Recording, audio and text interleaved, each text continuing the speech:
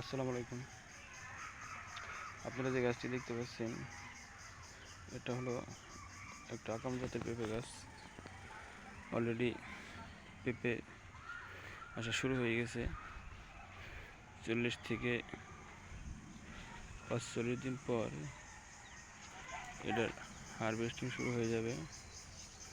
এটা বিশাল বড় একটা পেঁপের প্রজেক্ট, প্রায় 200%, 2000 গাছের উপরে।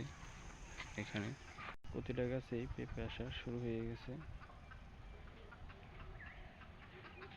2025 সালের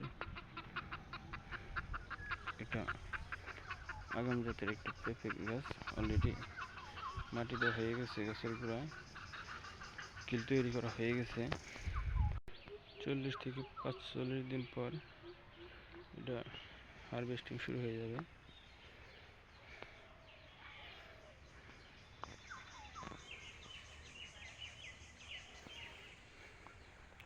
প্রতিটা গাছেই পেঁপে আসা শুরু হয়ে গেছে।